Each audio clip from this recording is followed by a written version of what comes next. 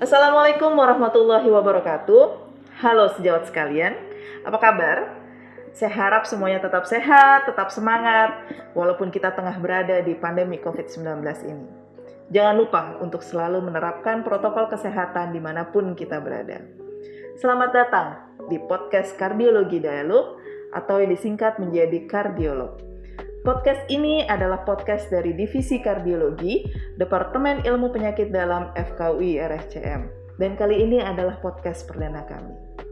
Di sini kita akan berbincang-bincang dengan para pakar, para tokoh kardiovaskular yang terkemuka di Indonesia.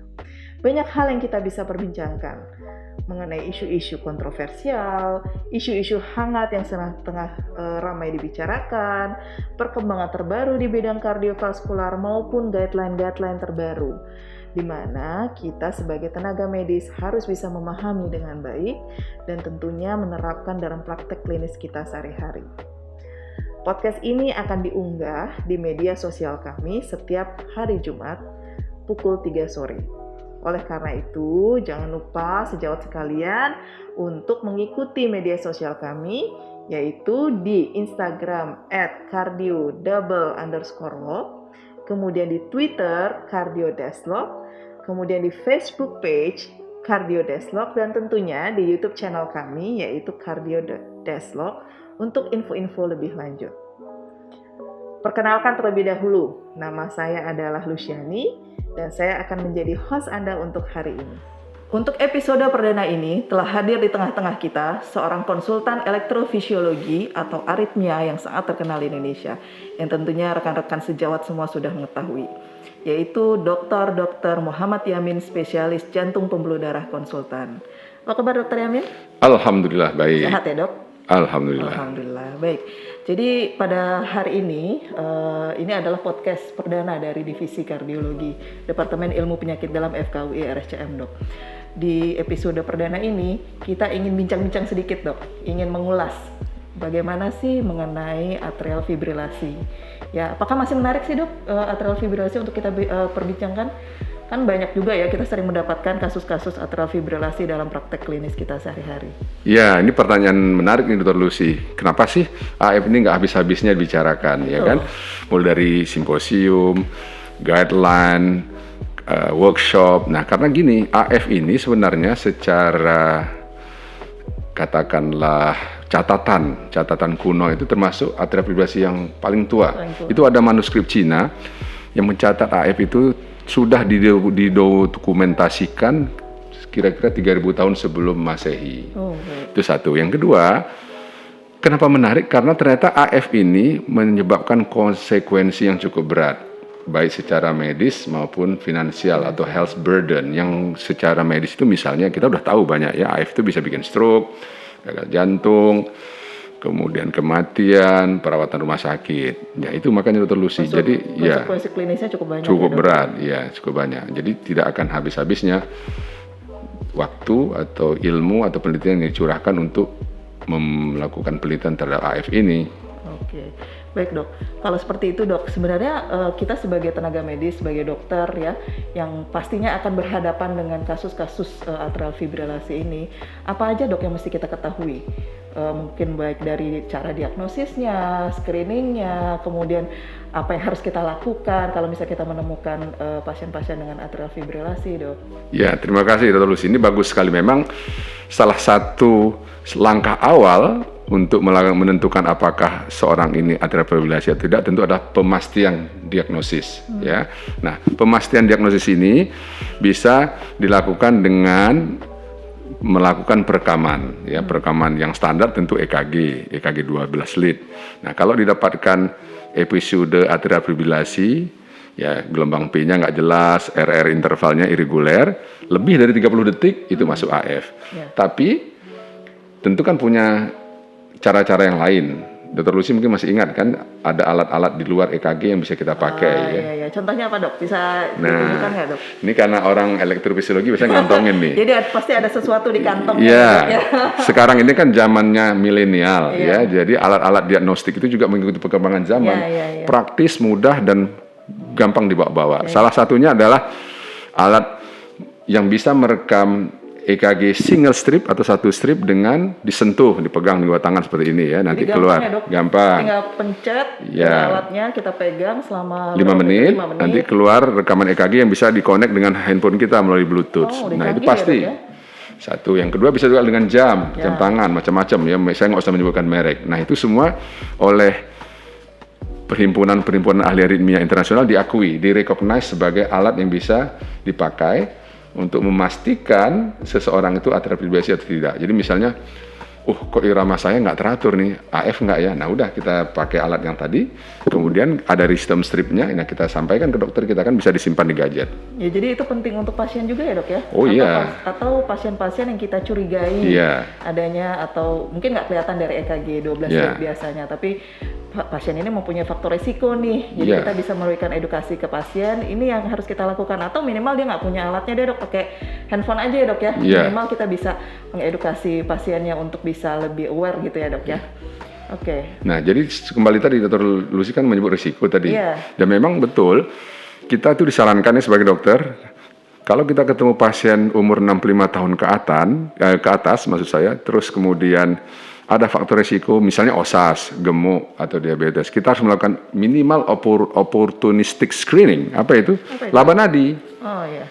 Kalau di Perhimpunan Aritmia Indonesia kita menyebutnya meraba nadi sendiri. Kalau kita raba, baik dokter atau pasien meraba ada ketidakteraturan, itu kita harus curiga. Tapi meraba itu tidak bisa memastikan diagnosis. Nah, baru kita pakai alat tadi, Dr. Lucy, yang simple tadi, alat-alat yang ya dengan jam tangan yang tercanggih sekarang, atau dengan seperti alat ini tadi yang namanya alat-alat remote monitoring, boleh pakai Holter, boleh pakai yang seperti ini ya, ada yang terkenal itu misalnya Alive Core dan lain misalnya. Jadi kira-kira dengan tas seperti ini kita bisa memastikan alat-alat yang ini bisa membantu memudahkan diagnosis. Jadi kalau misalnya pasiennya tidak di rumah sakit, sedang di rumah, dia punya alat ini, udah silahkan aja dilakukan perekaman, nanti masuk ke gadgetnya, ke HP, nanti waktu kontrol ke dokter diperlihatkan, dan dokternya akan tahu itu persis AF atau tidak. Itulah upaya kita. Baik, sangat menarik ya, Dok ya. Ya. Nah, Dr. Yamin, banyak guideline yang sudah dibuat, terutama untuk atrial fibrillasi ini. Jadi terakhir tuh 2016 ya, Dok, kalau nggak salah ya. Betul. Nah, tapi di tahun lalu 2020 di bulan Agustus ada guideline baru nih, Dok, keluar dari SC.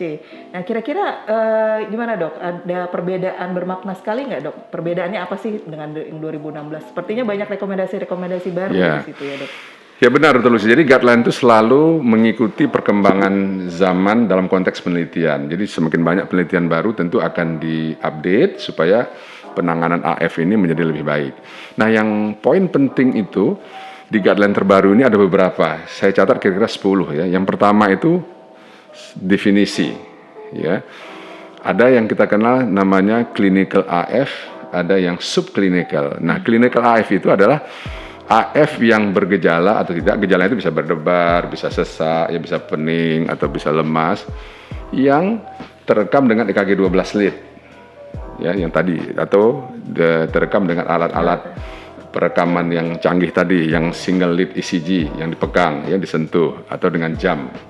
Nah itu namanya disebut clinical AF. Nah, yang subclinical adalah kadang-kadang pasiennya tidak bergejala, ya tidak merasakan apa-apa, tapi dia punya alat yang ditanam dalam tubuhnya, misalnya pacemaker, ICD, CRT, alat-alat pacu jantung. Nah, alat pacu jantung itu punya kemampuan merekam momen-momen bila terjadinya denyut nadi yang di ruang atas atau di bilik atas atau dari atrium yang cepat, yang kita kenal dengan atrial high rate event, misalnya atrial fibrillasi, atrial flutter, atrial tachycardia, bisa kita cek dengan alat programmernya. Nah, kalau itu ada tertangkap, walaupun pasiennya nggak bergejala, nggak merasa apa-apa, nah dia masuk dalam kriteria subclinical AF. Jadi pendekatannya nanti beberapa aspek akan sama dengan pasien yang secara klinis masuk dalam kriteria AF. Gitu, Dr. Lucy. Ada perbedaan yang lain, Dok, misalnya untuk di guideline yang 2016, ada per definisi, mungkin ada hal-hal yang perlu kita ketahui udah nggak digunakan lagi nih, Dok. Oh iya, betul. Karena itu penting sekali karena nanti untuk tata laksana selanjutnya gitu. Ya betul. Dulu itu memang definisi AF itu selain berdasarkan terjadinya dalam konteks waktu ya. Ya. Ada yang namanya first detected AF, AFF yang pertama sekali ditemukan. Tidak peduli kapan terjadinya kita nggak tahu. Pokoknya dia pertama datang taunya AF aja. Yang kedua AF paroxysmal, AF yang bisa berhenti dan normal kembali dalam waktu kurang dari 7 hari. Kemudian AF persisten yang dari 7 hari sampai setahun. Kemudian long standing persisten lebih dari 1 tahun atau 12 bulan. Yang kemudian yang terakhir adalah AF permanen.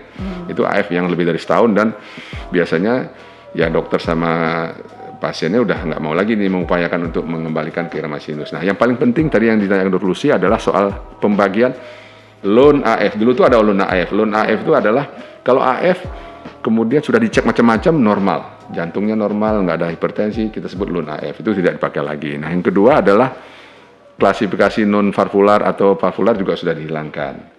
Nah, jadi cuma memang nanti dalam konteks pemberian antikoagulan yang dulu disebut valvular yaitu MS moderate severe dan pasien dengan prosthetic valve atau katup buatan itu disebut valvular dulu kan, sekarang enggak, cuma memang nanti dalam pemberian antikoagulan dia langsung dikategorikan sebagai yang wajib menerima vitamin K antagonis atau warfarin, tidak boleh mendapatkan obat-obat antikoagulan yang baru atau NOAC. Itu terus sih. Baik. Ya.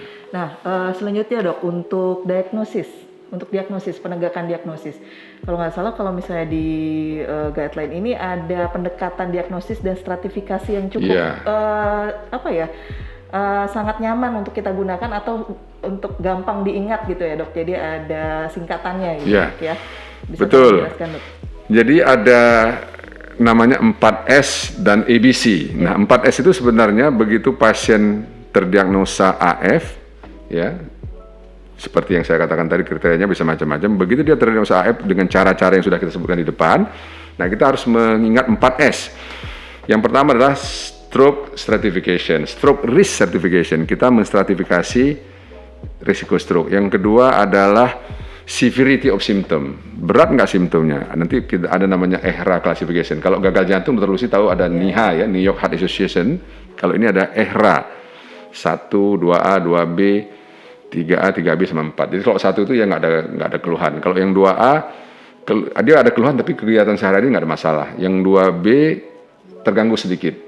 Nah, yang 3A sedang terganggu. Yang 3B berat. Kalau yang 4 sama sekali nggak bisa aktivitas gara-gara simptom dari AF. Itu kira-kira. Nah, kemudian severity of AF burden. Jadi AF burden itu harus dihitung, Dr. Lucy ya. Dihitungnya dengan apa? Nah, kalau secara kasar, kalau pasiennya paroxysmal AF yang hilang timbul ya pasti burdennya rendah. Nah, tetapi kita juga harus hitung kalau pasien-pasien yang persisten atau long standing persisten. Nah, biasanya kita pakai perekaman yang lebih panjang seperti Holter dan lain-lainnya itu kita pakai. Nah, kita bisa tahu burdennya high burden, moderate burden atau low burden dengan kriteria tertentu. Nah, yang terakhir substrat identification. Apa itu substrat? Substrat itu sebenarnya gini, faktor resiko yang memudahkan terjadinya AF. Jadi kita tahu kan atrium kita itu tempat terjadinya AF itu dipengaruhi banyak faktor komorbid. Misalnya hipertensi, obesitas, DM, ya penyakit jantung koroner, alkohol, merokok dan lain-lain itu berpengaruh semua. Nah, itu harus dilakukan penilaian juga supaya intervensinya menyeluruh. Itu dari 4S-nya. Baik, Dr. Yamin. Nah, kalau untuk ABC seperti apa, Dok?